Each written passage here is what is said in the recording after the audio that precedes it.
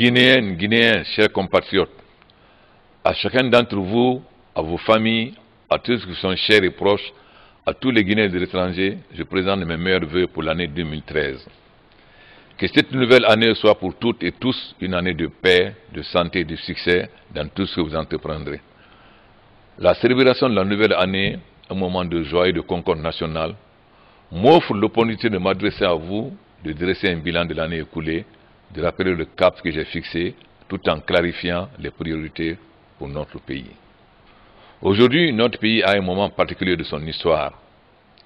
Les 2 années qui viennent de s'écouler depuis la transition démocratique de 2010 ont permis à notre nation solidaire dans l'effort de renforcer son unité et de poser des jalons de son renouveau.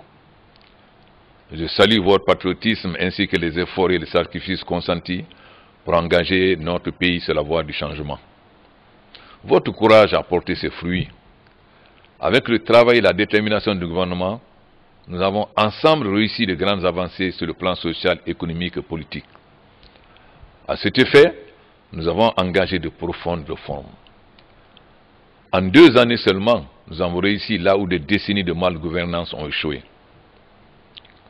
J'avais pris l'engagement de replacer l'avenir des Guinéennes et des Guinéens au cœur de l'action gouvernementale et de tout mettre en œuvre pour améliorer les conditions de leur vie.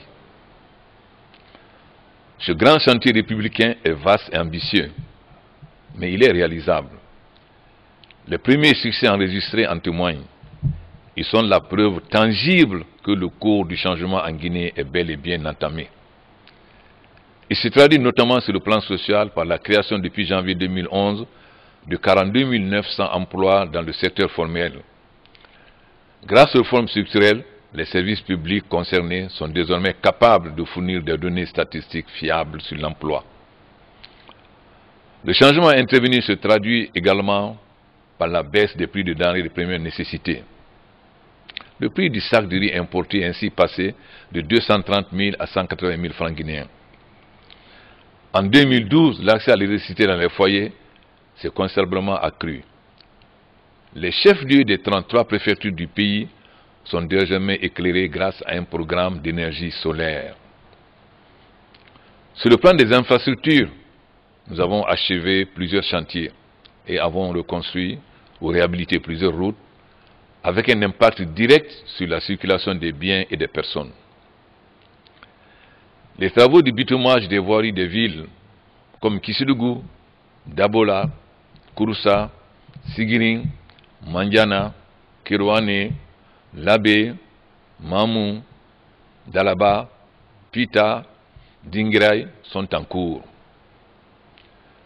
Concernant les grandes infrastructures énergétiques, le chantier du barrage de Kaleta a démarré. Les centrales thermiques de Tombeau 3 et de Tombeau 5 ont été réhabilitées et de nouvelles centrales thermiques ont été acquises. Un protocole d'accord a été signé en vue de la réalisation du barrage de Foumi.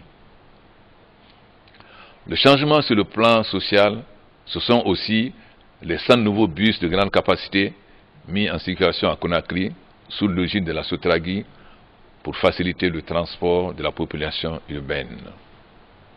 Une autre réalisation illustrée par la connexion imminente de la Guinée au reste du monde à travers la fibre optique. Cette relation de nos concitoyens et de nos entreprises à l'Internet facilitera les échanges commerciaux et l'accès à l'information. C'est dans le souci d'impulser une réelle politique de décentralisation que pour la première fois, nous avons célébré la fête de l'indépendance ailleurs que dans la capitale, à Bouquet, précisément. En 2013, nous le ferons à Zéro-Corée et nous mettrons par la suite d'autres villes à l'honneur. En peu de temps, la Guinée a déjà rattrapé un lourd retard. Comment ne pas évoquer avec vous les grands moments qui ont jalonné l'année 2012, mobiliser notre nation tout entière et participer au rayonnement de la Guinée. Il y a 4 mois, nous avons atteint le point d'achèvement de l'initiative pour les pays pauvres très endettés, PPTE. Cela a permis l'allègement de notre dette extérieure de 2,1 milliards de dollars. Ce succès a été obtenu grâce à vos sacrifices et aux efforts déployés par le gouvernement en quelques mois seulement, alors que le processus était bloqué depuis plus d'une dizaine d'années. Le succès de notre pays repose sur la bonne gouvernance et les performances macroéconomiques réalisées depuis 2011. Dans ce dernier chapitre, les chiffres parlent d'eux-mêmes. La croissance a plus que doublé. L'inflation a été réduite de moitié. Le déficit budgétaire divisé par 3. Les réserves de change maintenues à 3 mois d'importation. Les recettes de douane multipliées par 3. Et une stabilité monétaire sans précédent. Il y a quelques jours, la Guinée a franchi une nouvelle étape cruciale.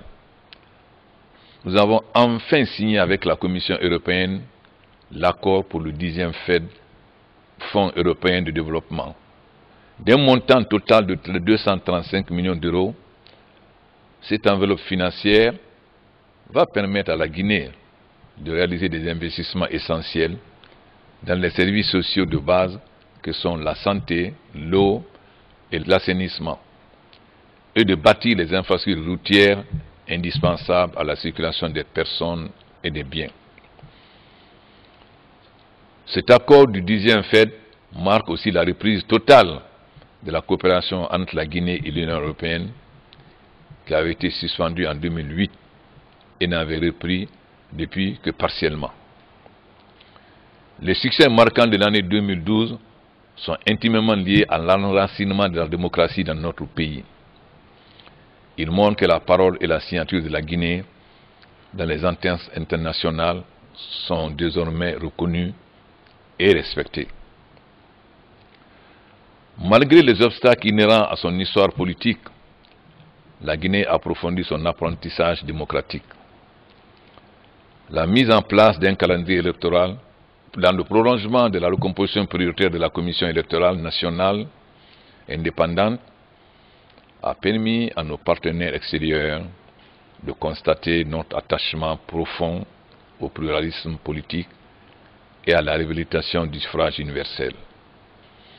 Chers compatriotes, je veux saluer votre engagement et votre sagesse, grâce auxquels, dans les moments parfois difficiles, notre pays a su préserver l'essentiel, la paix et la cohésion sociale. Il y a bien sûr des divergences inhérentes au débat contradictoire, essence même de la démocratie. Mais je tiens à féliciter tous les acteurs politiques pour les efforts fournis pour la mise en place d'un système électoral dont la CENI et le code électoral constituent le socle de voûte. Les prochaines élections législatives, dont la transparence et l'équité seront totales, vont permettre au peuple souverain de choisir ses représentants à l'Assemblée nationale. Les députés vont se constituer en majorité en opposition parlementaire. La Guinée aura enfin une représentation nationale digne de ce nom pour mener un débat démocratique libre, consensuel ou contradictoire, mais toujours constructif. Je veillerai particulièrement à la définition et à la mise en œuvre d'un statut de l'opposition dont la voix sera entendue et prise en compte dans la gestion des affaires publiques. L'année 2012 a été aussi l'année d'un dialogue social exemplaire entre les syndicats, le gouvernement et le patronat. Je suis heureux que les acteurs sociaux de notre pays aient pu aboutir, après un très long processus, à un accord tripartite le 14 décembre dernier. Cet accord établit pour la première fois dans notre pays un salaire minimum interprofessionnel garanti SMIG d'un montant de 444 000 francs guinéens mensuels. Ce salaire doit contribuer à améliorer les conditions de vie des milliers de travailleurs des secteurs publics et privés. Parmi les autres acquis sociaux, cet accord permettra une augmentation de la valeur du point d'indice des salaires dans la fonction publique de 50% d'ici la fin 2013 et consacrera également la mise en place d'un système d'assurance maladie obligatoire. Ce dialogue est la preuve que lorsque nous fournissons les efforts ensemble, nous pouvons ensemble, dans la concertation, en partager les fruits. Pour améliorer les conditions de travail et lutter contre le gaspillage des deniers publics, Un assainissement du fichier de la fonction publique a également permis de détecter plus de 5000 cas d'irrégularité et de fraude. Cet assainissement permettra d'assurer avec plus de rigueur le programme de recensement biométrique de la fonction publique dès janvier 2013 et de moderniser les critères de sélection des compétences à travers notamment l'organisation de concours ouverts principalement aux jeunes. L'État a ainsi mis en place pour 2013 le recrutement sur concours de 518 jeunes dans la fonction publique. Pour garantir les droits et les devoirs des employeurs, nous devons réaliser une mise à niveau de nos outils législatifs et réglementaires. J'ai instruit en novembre 2012 la mise en place de la commission consultative du travail et des lois sociales pour qu'elle examine entre autres le Code du travail dont la réforme doit garantir le droit des travailleurs, mais également la promotion de l'entreprise et la création d'emplois.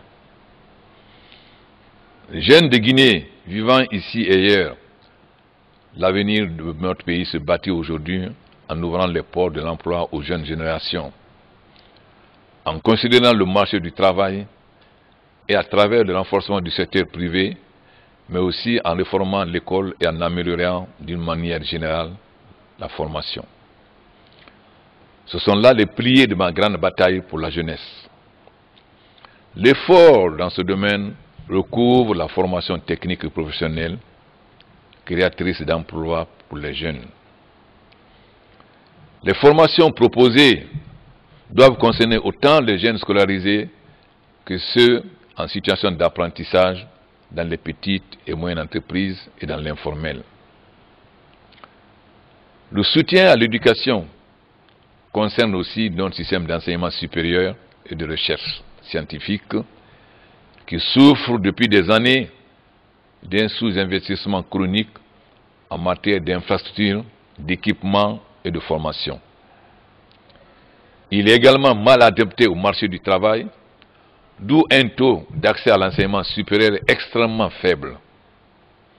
J'ai demandé au Premier ministre et au gouvernement de lancer dans les meilleurs délais une étude approfondie et participative sur le système éducatif guinéen en général et sur l'enseignement supérieur en particulier. Notre université doit former, produire les savoirs et les savoir-faire indispensables à la maîtrise de notre processus de développement. Chers compatriotes, l'amélioration des conditions de vie repose sur un accès plus élargi aux services sociaux de base. L'accès à l'eau potable est un besoin vital. Notre pays, avec son potentiel naturel, des investissements adéquats, une gestion rigoureuse, peut fournir l'eau potable à tous les habitants. Nous connaissons tous les liens entre la qualité de l'eau et la plupart des maladies qui sévissent dans nos villes et dans nos campagnes. L'investissement pour l'accès à l'eau est un investissement à impact multiple. D'ores et déjà, le gouvernement a lancé les travaux d'alimentation en eau potable des villes de Boké et de Téléminé. Ils seront achevés en 2013. Il a également mobilisé le financement nécessaire à la réalisation des travaux d'alimentation en eau potable des villes de Lola, Youmou, Gawal, Leluma et Tougué. Les travaux démarreront en 2013. En milieu rural, l'eau est un enjeu tout aussi vital. L'objectif est que chaque village de plus de 300 habitants de notre pays puisse bénéficier à terme d'un point d'eau potable. La politique de santé est tout aussi primordiale. Ma première décision après mon investiture a été de signer le décret sur la gratuité des actes médicaux liés au don de la vie. Cette année, les hôpitaux et les centres de santé ont enregistré une progression de 10% des accouchements. En matière de réduction de la mortalité infantile, 309 000 enfants de moins d'1 an ont été vaccinés, soit une couverture de 90%. Pour assurer la stabilisation macroéconomique impréalable au développement durable de la Guinée, nous devons privilégier 5 secteurs clés: l'agriculture, l'artisanat, les infrastructures, l'énergie et les mines. Le socle de notre nouvelle politique agricole est la mise en place progressive d'un secteur productif rentable, favorisant l'autosuffisance alimentaire, la transformation des exploitations familiales en véritables entreprises agricoles, le développement des cultures de rente, la transformation des produits agricoles et la généralisation de pratiques agricoles productives et soucieuses de la protection de l'environnement. L'activité agricole concerne 7 Guinéens sur 10. Ils représentent une large majorité de notre population et ils ont été trop longtemps les laissés pour compte des politiques gouvernementales.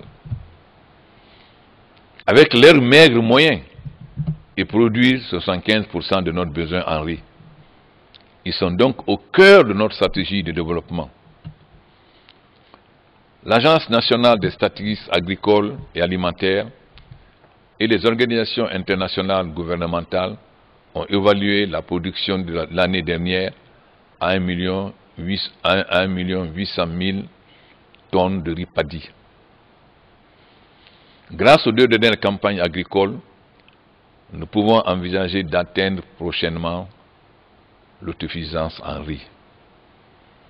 En même temps, nous devons assurer la diversification de notre alimentation en faisant une place à d'autres cultures comme celle du manioc, du maïs, de l'igname, de la pomme de terre, des légumes et des fruits.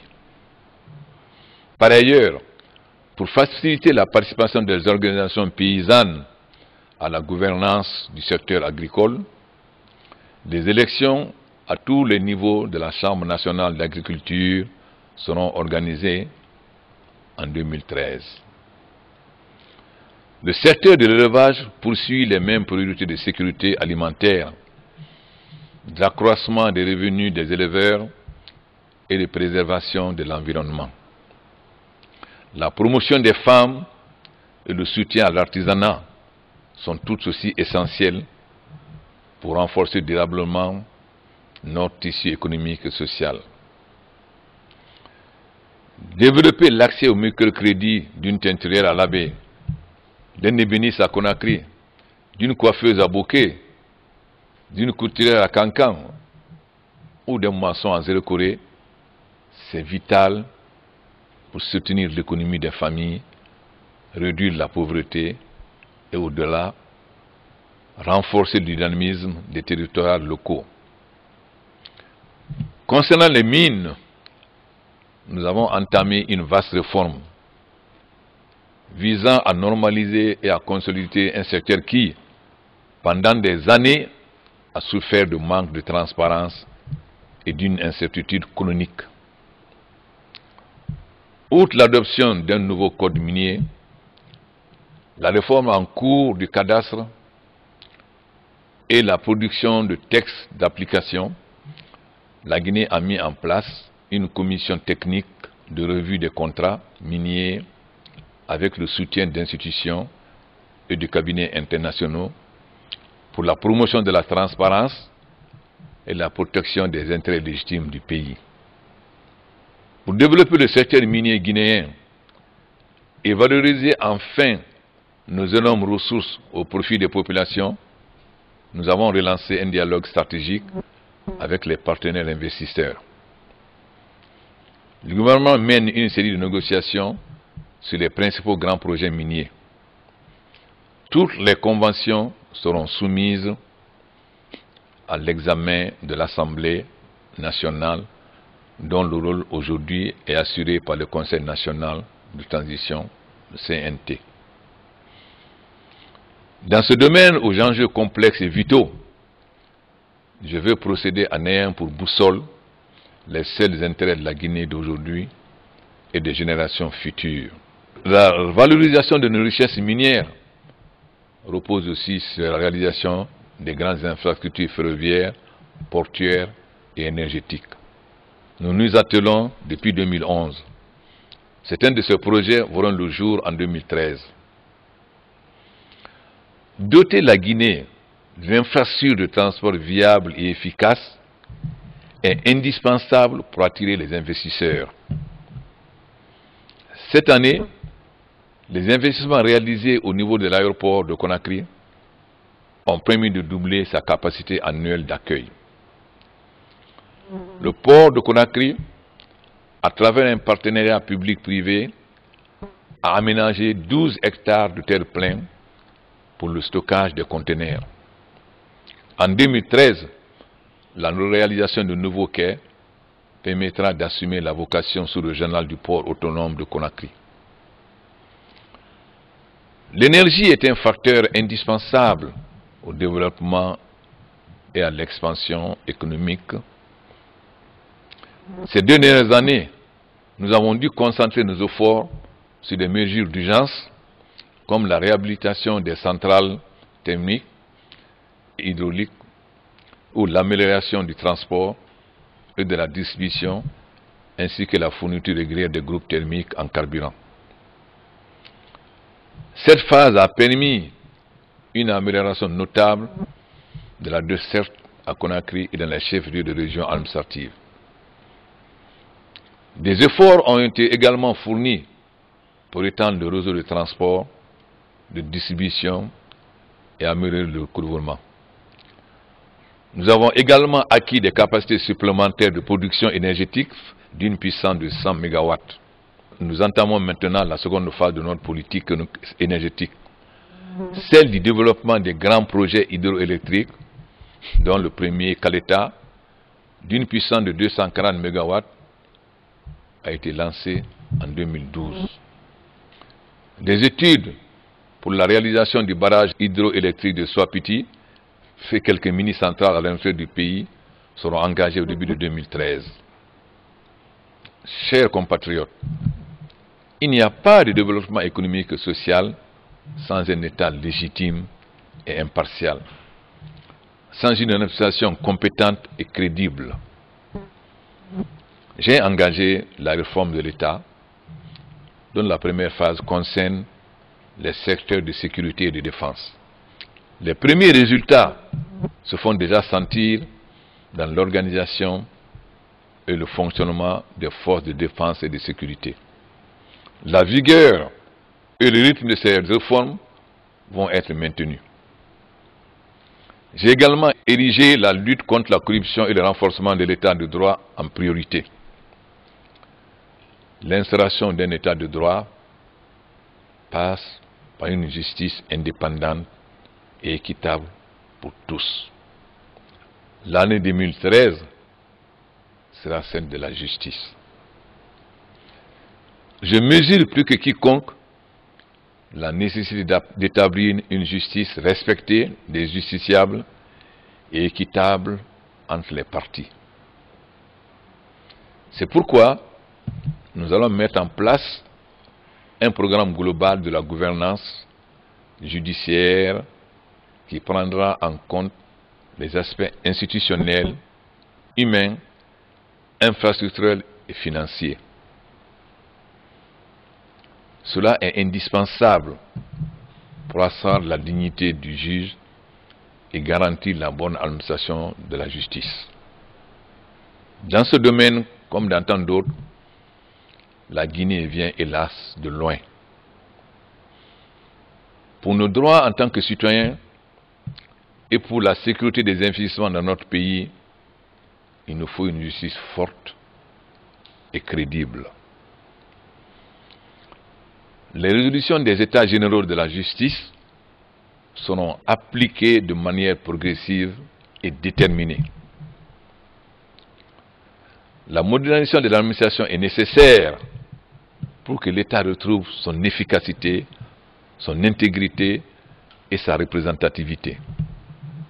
En effet, l'administration a en charge le bon fonctionnement de l'État.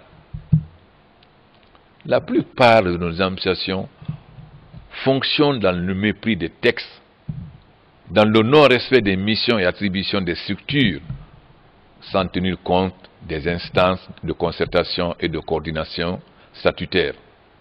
Elle n'accorde aucune considération quant à l'obligation de fournir un service de qualité aux usagers et aux citoyens.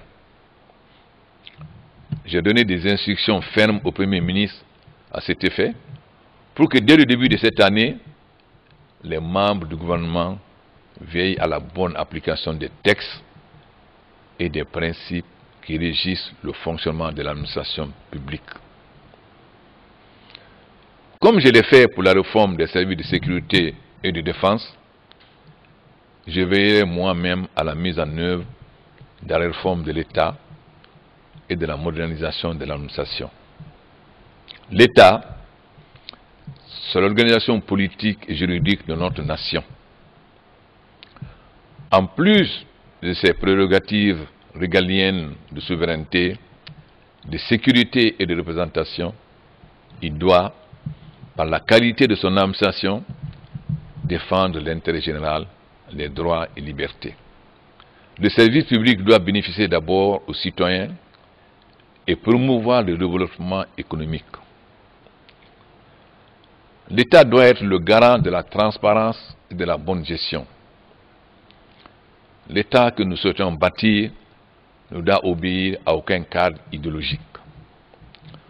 Tout en s'inspirant de notre passé lointain et proche, il doit être capable de faire face aux enjeux du présent et aux défis du futur. Guinéens, chers compatriotes, le changement en Guinée est en cours. Notre pays a déjà franchi avec succès une phase importante de sa transition. Pas à pas, nous rattrapons un lourd retard. Notre nation, stabilisée et redressée, s'est créé les conditions pour prendre un nouveau départ. Elle a gagné en sérénité, elle a gagné en crédit, elle a gagné en confiance.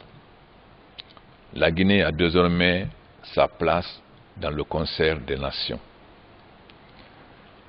Ma détermination à construire pour vous et avec vous une Guinée émergente est plus forte que jamais. Ma responsabilité et mon devoir de chef d'État sont de faire avancer notre nation pour que chaque Guinéen puisse vivre dans les meilleures conditions possibles. Rien n'arrêtera notre pays sur la voie de son développement. Guinéens, où que vous soyez, en ville ou à la campagne, ici ou à l'étranger, je vous souhaite encore une fois bonne et heureuse année 2013. Que Dieu protège et bénisse la Guinée.